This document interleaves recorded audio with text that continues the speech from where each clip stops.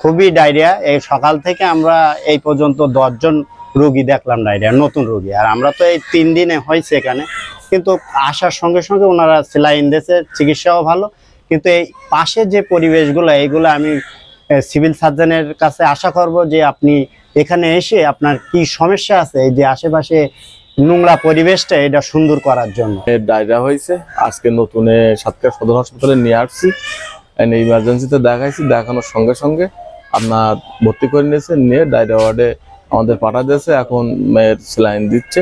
Food poison হয়েছিল, তো food poison হলে বাসায় ট্রিটমেন্ট নিয়েছিলাম, তো কোনো রকম অবস্থার উন্নতি না দেখে আজকে আমরা হাসপাতালে ভর্তি করছি। 5 দিন রয়েছি আর বাচ্চা সুস্থ হয়ে গেছে, আজকে আমাদের ছুটি দিয়েছে। পরিবর্তন হচ্ছে, সকালে ঠান্ডা, রাতে ঠান্ডা, দুপুরে গরম পড়তেছে, এবং এতে করে শিশুরা, বিশেষ করে শিশুরা খুবই অসুস্থ হচ্ছে। আমি আপনারা দেখতে পাচ্ছেন শিশু ওয়ার্ডের, সাতক্ষীরা মেডিকেলের শিশু ওয়ার্ডের খুব বাজে অবস্থা। এখানকার একটাকে বেডে 2 জন পর্যন্ত শিশু থাকতে হচ্ছে, মানে ফ্লোরে যে কেবিন কিংবা ছাড়িয়ে আপনার ফ্লোরেও খুব বাজে অবস্থা।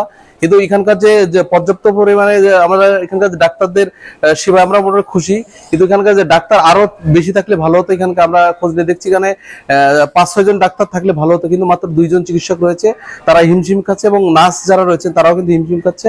এখানে মাত্র 40টা বেড রয়েছে, কিন্তু আমরা তার বিপরীতে 80 জন শিশু এখানে ভর্তি রয়েছে, আমরা যতটুকু জানিছি।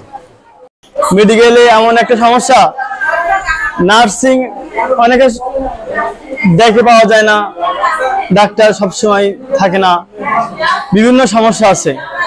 যেমন আমরা একটা সমস্যা বলি, এখানে অটবায়ের কাছে যাওয়া লাগে, আর অটবায়ের কথাবার্তা মনে করেন সেইভাবে মনে করেন করে না, যে অটবাই বলে এটা হবে না, এটা দেখতে হবে, কিন্তু এখানে ডাক্তারদের কোনো কিছু হচ্ছে না।